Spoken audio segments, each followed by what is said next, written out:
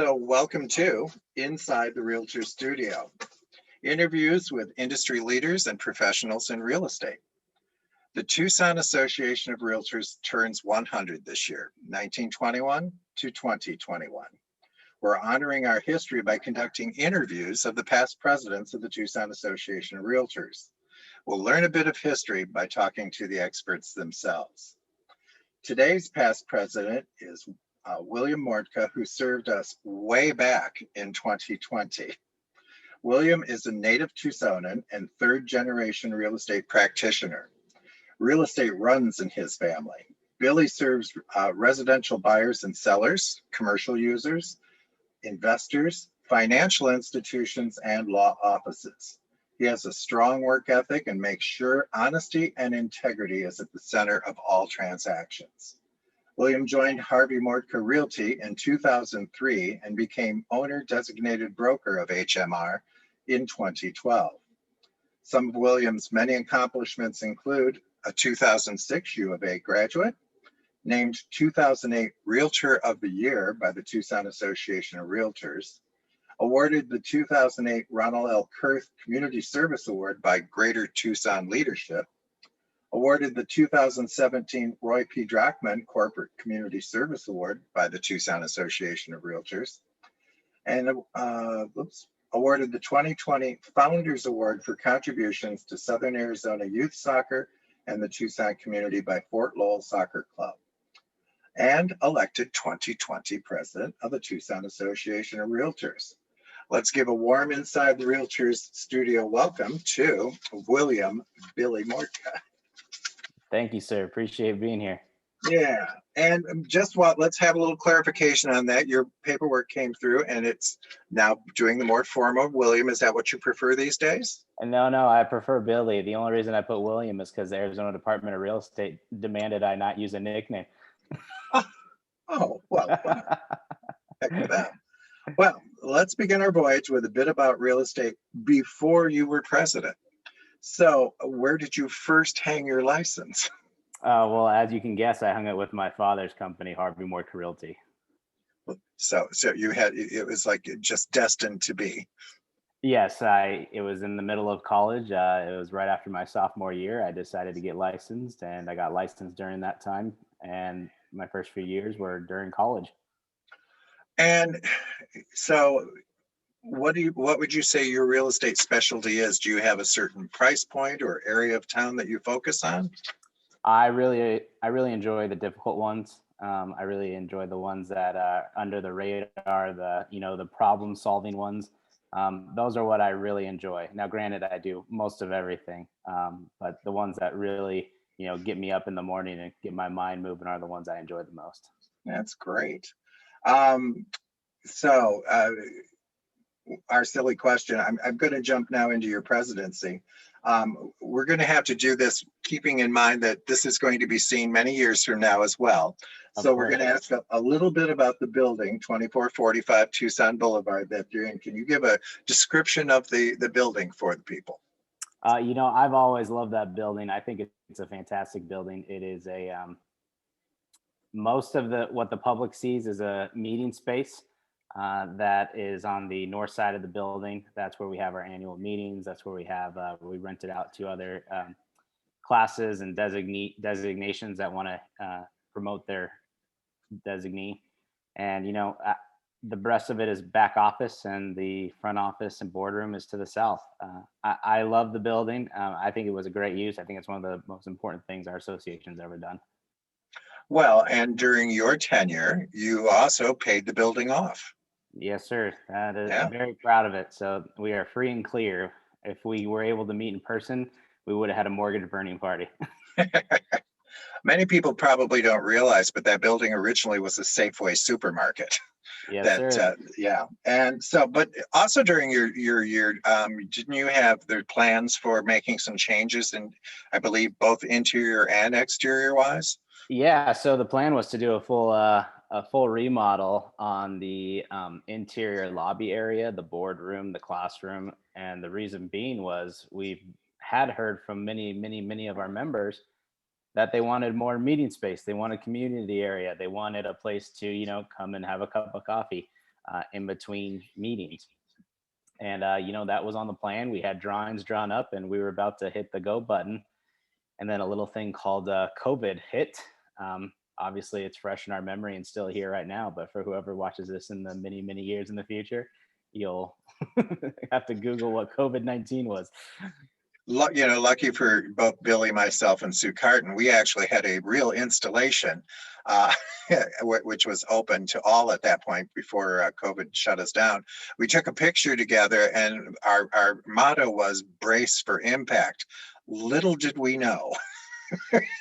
Just choose your words wisely. Oh, I'm telling you, yeah. So, talk to me a little bit about your CEO and the staff, and any changes that may have gone on. Any additions that might be there? Yeah, so CEO was Randy Rogers. This was his 4th year, I believe. Started his 4th year during my presidency. We have the staff, of course, Steve Huffman as government affairs, Ray Pack, home property advocates, and we also have, the jack of all trades, and I say master of them all, Christine Sanchez, running the main day-to-day activities and paperwork and filings and anything you can imagine. And then, of course, we have our support staff just down the way. We did have a lot of changeover this year. Much of it was due to COVID at the beginning. Much of it was to a maturation of careers that had probably ran its time at the association. Every once in a while things have to change to liven it up. And I think that was definitely a year of let's really focus on what we need, what we don't need, and go from there. So what got you involved in association leadership, or who? Oh, great question. So it was my father, Harvey, as you may have guessed. And I didn't know it was a choice. I thought when you joined the association, you had to go volunteer at the association. So it was 2003 is when I got licensed. My father took me to an event, and right away I got asked to be on the committee, of course, as we always enjoy watching the younger people come in. And from that meeting, I got involved in the association. That same meeting, I met Diane Cannon, who was also working as a title rep at that time for a title guarantee title. And she ran a little soccer shootout and said, "Hey, since you're volunteering here, do you want to come volunteer with me?" And I was like, "Oh, okay, sure. This is just what you do in the business world." So at that meeting, I probably started, over thousands and thousands of volunteer hours just from going to one meeting. Yeah, it's amazing. And God bless your father for doing that. There's several brokers out there who have taken the same philosophy with their new kids coming in, and it's great because we always need fresh leadership coming in. Absolutely. Did you have a mentor in leadership other than your father that you looked up to or followed? Yeah, I mean, definitely, and everything real estate definitely came from my old man. Watching him growing up, I watched what he did. He was always volunteering at the association.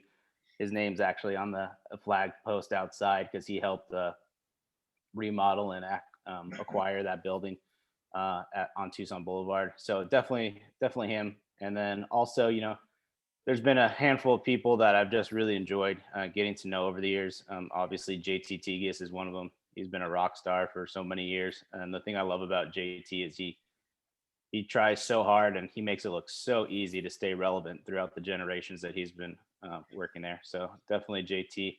And then, also on the Laura Mance, I remember watching Laura be able to include humor in with her leadership, which is something that I very much appreciate. So yeah, I could go on and on with those lists, but those are the few that stand out. That's great. Well, what was your biggest challenge during your presidency? Well, that's an easy one for me. The COVID-19 pandemic shut us down. What used to be all social gatherings, all in face, all person to person, completely got wiped out. And that was probably the most difficult thing, was to be able to pivot during that time. It was really made us lean on technology as far as member relations. And, we're very thankful we have the technology to be able to do that. If this had happened in the 80s, you would not have heard a thing from the association for months and months and months. But thanks to email, thanks to teleconferencing, thanks to text messages, we were able to stay relevant, stay in front of our membership, and I like to think we helped them through a pretty rough year. Was it, as president, was it kind of a lot of rough discussions in terms of personnel and what was going to happen going forward with the CEO?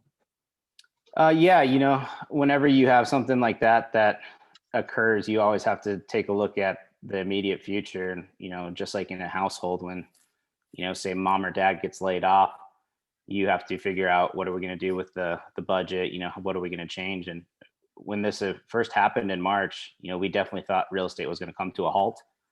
We thought that the membership was going to fall. Many of us had PTSD from, the 2008 economic fallout. So that was the rough discussions of, all right, let's get everything on a piece of paper, then we're going to start marking it out. And, before we could start marking it out, the real estate market took off and our membership actually grew. But being who I am and really like to nailing down budgets, I kept that list and we still knocked off a lot of stuff that we didn't need anymore. That's good.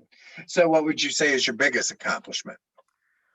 Definitely paying off the mortgage, being free and clear on the building. And, after I left and definitely with the help of the CEO and staff, we had no longer commitment than 7 months. We had no debt. We had reserves in the bank. And, obviously a big shout out to MLS on the other side for being successful during their tenure as well. Because obviously, it's a joint relationship that one helps the other one. And, with the dividends and the business decisions they made, we were able to do a lot of great things. And that's what I'm most proud of. And have you served on any AAR or NAR committees? Committee, no. I am a REACH mentor, which is basically it's an equity fund that they promote new technology for real estate and keeping the realtor at the center. And I was lucky enough to meet Jeff Turner in 2018, and he asked me to be a mentor. So about once or twice a year, I get to meet with new technology startups, and I'm able to help them get the realtor perspective, give feedback on the realtor perspective. And, the most important part is that those companies are making sure that the, realtors stay relevant and to the transaction, because everyone knows that's a benefit to everybody. Second City Ventures, I've done that myself, and it's very rewarding, and it's great because you have a continual pipeline of new things coming through for the industry. Yeah. Yes, sir. So any other thoughts about short term in office? It was a challenging year. It was a different year, and I can say I ran the gamut of emotions from oh no to heck yes to anything in between. So other than that, I don't think a lot of people get to experience the roller coaster that I did. One thing that was tough is when you get to be president, you get to go on all this great travel. You get to go to all these different places. So I didn't get to go to any of that. But at the same time, my membership grew. My membership was safe, and everyone, was blessed throughout the year, which is something that I'm very thankful for. Yes, I had 6 trips planned last year. All were canceled. Yep. Very sad. So, well, we wind up our interview with 7 quick questions, and I'm hoping for 7 quick answers. So what's your favorite word? I'm a Three Amigos fan, so it's probably plethora. Okay. And what's your least favorite word? Oh, least favorite word. Probably litigation. Good choice. What turns you on? What turns me on? Problem solving, being able to use my mind, trying to figure out stuff that other people can't figure out. Cool. And what turns you off? People that are greedy or mean for no necessary reason. Yeah. And what profession other than real estate would you have liked to have attempted? For a while there, I was really shooting for design and architecture. But then I met a lot of architects who told me not to become an architect. So that probably would have been the other one. There's the testimonial, yeah. And what profession are you super glad you didn't attempt? I would probably say elementary school teacher, not because of the reason for not wanting to teach, but definitely for the reason of just dealing with the bureaucracy and stuff like that that comes along with teaching nowadays. Yeah.